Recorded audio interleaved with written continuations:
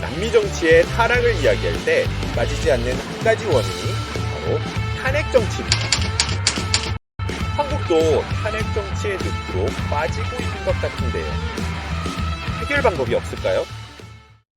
성숙한 대한민국을 만드는 중도대연합, 새로운 선택이 대안을 말씀드려 보겠습니다.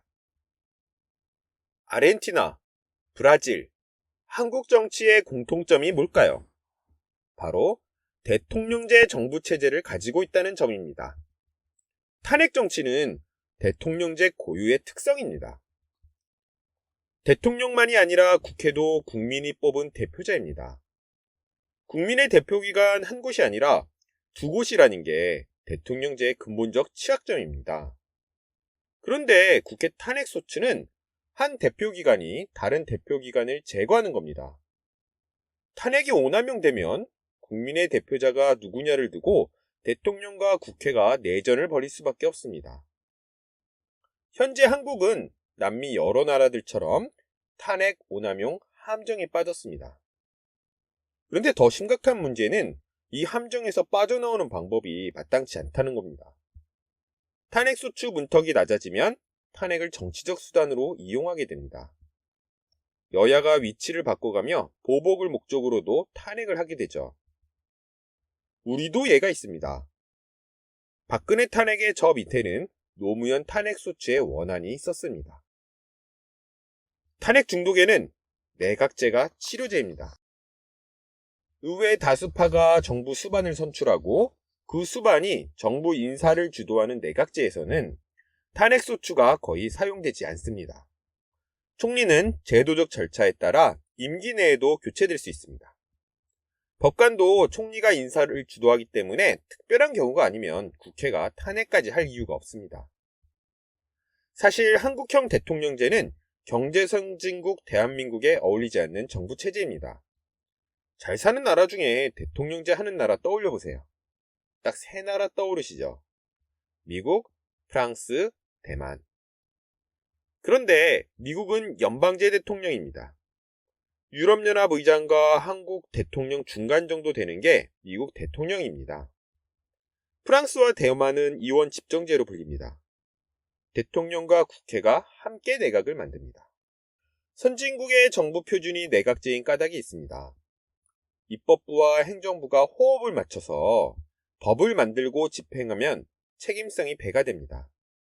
복잡한 법을 만들 때도 행정과 입법이 유기적으로 결합하게 되죠. 훨씬 효율적입니다.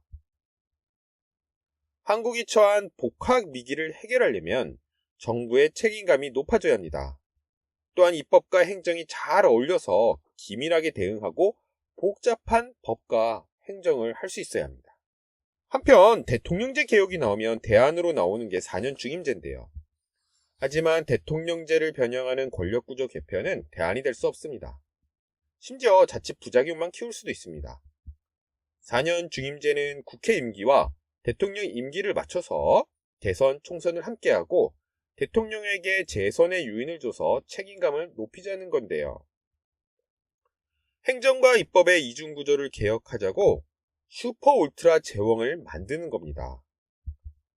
대통령제의 근본 문제는 전혀 해결되지 않습니다. 이원 집정제도 대안으로 종종 거론되는데요. 하지만 이원 집정제는 불안정한 정부체제로 세계적으로 퇴조하고 있습니다. 대통령제든 내각제든 한쪽으로 나아가는 것이 추세입니다. 대통령제를 개혁하면서 어정쩡한 정부체제를 선택하는 건 대안이 될 수 없습니다. 새로운 선택은 22대 국회에서 시작해 21대 대통령 임기에서 마무리하는 3단계 내각제 이행을 추진하겠습니다. 국민적 공감대를 얻는 내각제 개헌을 추진할 것입니다. 1단계는 대통령 권력 제한과 국회의원 특권 폐지 2포인트 개헌입니다. 총선이 끝난 후 윤석열 대통령의 일방적 국정 운영과 이재명 민주당 대표의 사법 리스크는 더 커질 가능성이 큽니다. 양쪽은 더 충돌하고 정치는 질식사할 겁니다. 대통령의 권력의 핵심인 인사권을 제한하고 국회의원 특권의 상징인 불체포 특권을 폐지하겠습니다. 새로운 선택은 22대 국회에서 국민이 효능감을 느낄 수 있는 개헌을 추진할 것입니다. 헌법 제87조를 개정해 국무위원은 국회의 동의를 얻어 대통령이 임명하도록 하고 제44조 1항을 폐지해 국회의원 불체포 특권을 없애겠습니다. 이 두 가지에 대해서는 국민적 합의도 충분합니다. 2단계는 국회 현대화 대개혁입니다. 내각제 이행이 설득력을 가지려면 국회가 통치기관으로서 역량을 제대로 보여줘야 합니다. 특권은 내려놓고 역량을 키우는 국회 대개혁을 22대 국회에서 시작하겠습니다. 먼저 의원실 예산을 절반으로 삭감하겠습니다. 그리고 삭감된 예산만큼 의원 모두가 공유할 수 있는 국회 싱크탱크를 확대 강화하겠습니다. 다음으로 의원 각각에 대해서 입법 역량 평가 지수를 국회 차원에서 제도적으로 만들겠습니다. 역량 평가 지수를 정교하게 만들어서 보여주기식 입법을 규제할 것입니다. 3단계는 7공화국으로 가는 내각제 개헌 세력의 집권입니다. 새로운 선택은 내년 총선에서 원내 진입한 이후 2027년 대통령 선거와 2028년 총선에서 내각제 개헌을 전면에 내걸고 국민적 지지를 얻을 것입니다. 내각제 이행은 단숨에 이루어지지 않습니다. 국민에게 묻고 또 물어서 넓은 지지를 확보한 후에야 가능합니다. 개헌 세력이 집권하면 철저하게, 확실하게 제7공화국 입법을 규제할 것입니다. 새로운 선택이 성숙한 대한민국을 만드는 성숙한 정치를 만들겠습니다. 이제 정부 체제가 성숙해질 때입니다. 감사합니다.